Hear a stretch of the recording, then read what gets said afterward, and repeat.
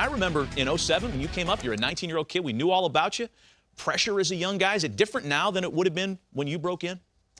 I think there's a lot more exposure for the kids at a younger age coming from the minor leagues. I think that's the biggest difference, is we knew Jackson Holliday was coming long before he was even going to be there. Right. So there's a lot more build up to him getting to the big leagues, and I mean that can weigh heavy on you.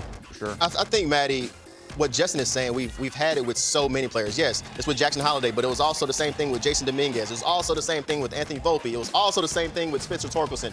We've seen like the guys get so much exposure and so many expectations when they come up to the league. But I remember when when you were called up and being the 19-year-old phenom, and you did have that pressure on you. You're the first pick overall. It's like you were a top prospect in baseball. So when you came up, I remember I almost had to talk you off the ledge a few times because you're always trying to balance.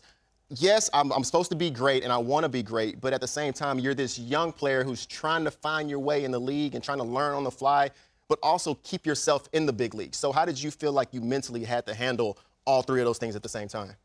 Well, I think when you first get there, and I was kind of in the situation that Jackson Holliday was in. When he came up, they were supposed to go. Mm-hmm. The team was supposed to be a playoff team. When I got called up, we were a month away from being in the playoffs and then playing in the playoffs. So you take on that pressure of wanting to help them win, and your development goes out the window. You're not looking to develop yourself or get comfortable. You're trying to make a punch. You're trying to make help the team catch fire. Yeah. So I think that's the toughest part. And then that following year, starting from scratch, starting from day one, I think you get a better chance to settle in and try to find who you are. But when you're thrown in the fire, I mean, he came up early also, but he came up in a situation where they were expected to win, and that puts a lot of pressure on you. Yeah. So what would you tell yourself going back now, knowing how your career ended up playing out?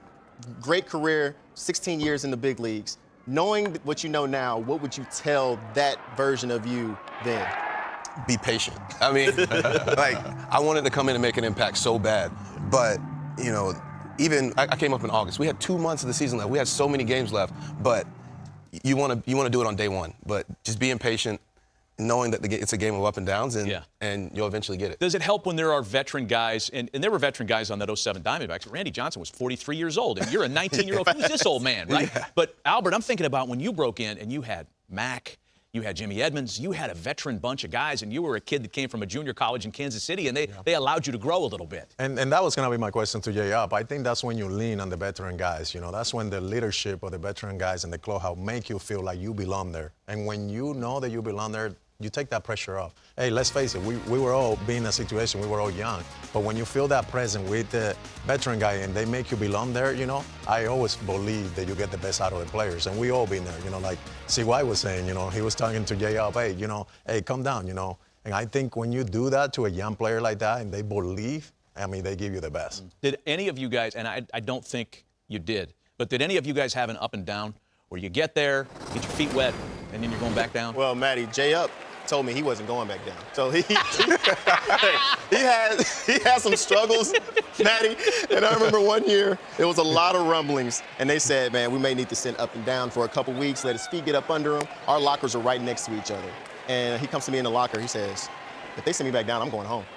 And he was dead serious, man. He said, if they send me down, I am going home. I'm not going to play baseball anymore. So what happened? They sent Orlando Hudson down? They sent the O-Dog down? They did not get sent down. He did not get sent down. But I was the guy who did get sent down, Matty. I got sent down after a couple years. I played my first season, had a really good season, got the early contract, thinking like, oh, yeah, everything is set. I'm good. Got some struggles. And me and Jay Up always talk about that humbler. If you mess around, and Mr. Humbler will come find you. And he came and found me. I went back down for 2 weeks, I think, and then the next year was the All-Star. So, it worked out for me. I was able to take that energy and realize, take the accountability. I need to make an adjustment. And it's very similar to me when we had that list up earlier, what Spencer Torkelson went through. Spencer Torkelson was supposed to be the guy for the Tigers, and they gave him some leeway to go out there and make adjustments, and he did not make the adjustments to where when we showed up to spring training this year, and I'm talking to AJ, I said, so you're talking about moving Colt Keith over to first base. What about Torkelson? No, Torkelson has to earn the job this year. And that motivation has been enough for him to go out there, make an adjustment, and now he's one of the top hitters on the team. So it's a great story, and I love to see how these things come full circle because even when Jay Up is going through struggles, you know what you see in a player in the minor leagues. You know why you drafted him first pick overall. You know why he's the prospect that he is.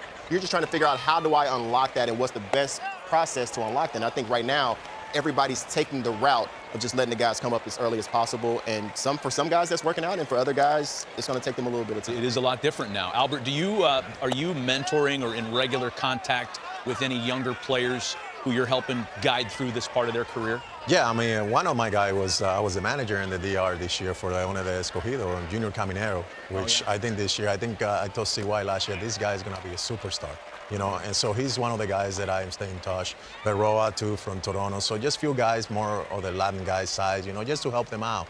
Hopefully, not to make the same mistake that we did, but just to help them out mentally, you know, and more than that, just the talent. Not to teach them about the game because they know, but it just to deal with the daily basis, like, hey, you know, if you struggle and they send you down, go down and just take care of business for a couple of weeks and you'll be back up. So, yes, I do, to answer your question, and I think that's part of our responsibility. And I think some of these guys also have a few guys there in the big leagues that are calling them as well, hey, how do you deal with this? And that's part of our responsibility as a professional. Yeah, welcome to Stance Revolution. There's a new tool on Baseball Savant that we think is pretty neat, where you can take a look at a footprint grid and you can see where every major leaguer sets up in the box. Unlike life, where it's better to finish strong and it's where you finish. In hitting, you guys tell me, where you start is everything too, right? It's all connected. Your stance, your position in the box. Let's take a look at a list of big leaguers and some of the metrics that are measured. The most open batting stances. We find this interesting. Rafael Devers, wide open. Kyron Paris, who's off to a great start for the Angels. You can almost visualize how open Ozzie Albies is. But this is Devers. This is the most open stance in the big leagues right now. And because of this new tool, this new quantification on Baseball Savant, we know exactly where his feet are in the box. By contrast, how about guys that are really closed off in the batter's box? Christian Campbell, the new revolution in Boston, a 12-degree stance, meaning you're seeing his back. Derek Hill, Andy Ibanez, there it is, right? That's old school. Albert, that was you when you first began, and you were really closed off as a young hitter when you got to the big leagues. So I think it's interesting that we have you guys here, and we can talk about where you would set up in a batter's box and how, in fact, that changed over the years for you, Albert. Yeah, for me, I didn't move up. A lot of guys, you know, used to move up in the batter's box, you know, to take that break away from the breaking ball or the sinker. I was always in the same spot. The only thing that I did, besides, I was already wide. I used to spread out a little bit with two-strike. The two-strike approach, I used to go wider. But besides that, I didn't miss too much with my lower half. I didn't want to be too much in front. Just keep it simple and just do that little tippy-toe until later on in my career, you know, because the injury in my knee, then I developed the high kick over the last couple of years of my career. Let's take a look behind us here. I mean, imagine this is home plate. We'll take a look at how it evolved for you in Stance Revolution. If we take a look at Albert back here, man, you are wide open. Wide open. Holy cow. Wide open. And then if you look at my hands where they are, and you know, early in the year, that had to be late in the season right there because my bat was getting more flat. But early in the year, my bats were straight up. I focused really on keeping my bat straight up. And then over the course of the season, my bat started getting flat. Sometimes I used to have my hands way out there, you know. But besides that, with my lower half, which you just said it, you know, everything starts with your lower half, and then you connect your upper body with. And, Matty, another metric that we didn't show, they also show where you stand in the box as well. And I see with you, AP, you have this back foot on the back line. Is that what your gauge was every single time? Every single time. Every single time, that was it, that back foot. I remember the catcher sometime would have complained to the umpire saying, hey, look at him, you know, he's out of the line. And the umpire say, hey, just leave it alone. Just focus on the game. Hey, shut up there, Memphis. He's Albert Pujols. He's going to stand where he wants. Kyron Paris, not only is he really closed off, how about this?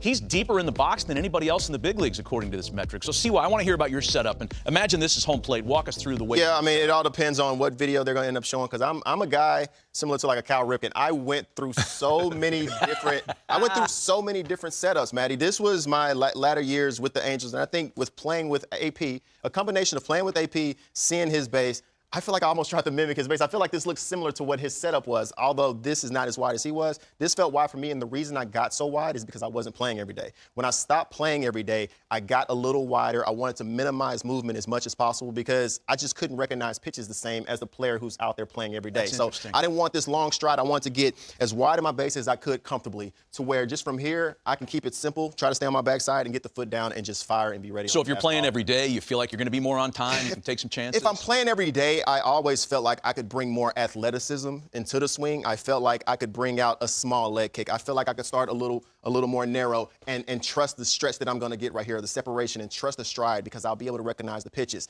After you're not playing every day, that ability for me went away. So I needed to simplify as much as possible and almost go to what AP was saying. I went to my two-strike approach, and 0 strikes because what ended up happening is I would go to this two-strike approach and I would hit a homer. So I'm like, why don't I just change my two-strike approach to my no-strike approach? And that's something that ended up working for me. Justin, your last in Stance Revolution, I want to hear about your setup as well.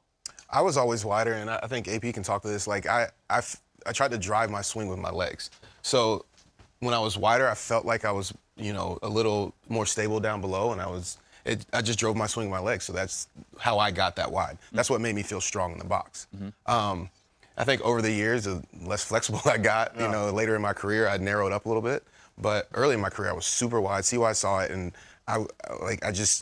I could move a little bit better, but the older I got, that's interesting. You got more narrow the later in your career. I would think you just would want to spread out a little bit more and cheat. I always noticed you got wide, but you always stayed very tall. I mean, this was your signature setup right here, and all I can visualize right here was your knee tuck, like your signature knee tuck. Your leg kick was this knee is going to tuck in. That's how you got your gather, and that's when you're recognizing your pitches, and you're just absolutely uncoiling from there. But that setup right there, Matty, is what he had from the very beginning to the very end, and you actually started off wider than that when you were. Yeah, that's what I was saying. When we played together, I was really wide. That was pretty late. That was like year 8. Yeah. And over the years, it just kind of got more narrow. It made me feel better over the years rotating when I got a little bit narrower. But that was my signature. What are the dangers, of your opinion, of if you were to get too narrow? Like, what would happen for you? When I got narrow, I slid towards the ball. I couldn't hold my legs. I couldn't stay behind the baseball. But once I got older, I learned to stride. I wasn't really, like you said, I wasn't really a strider. I was kind of a tuck and go guy.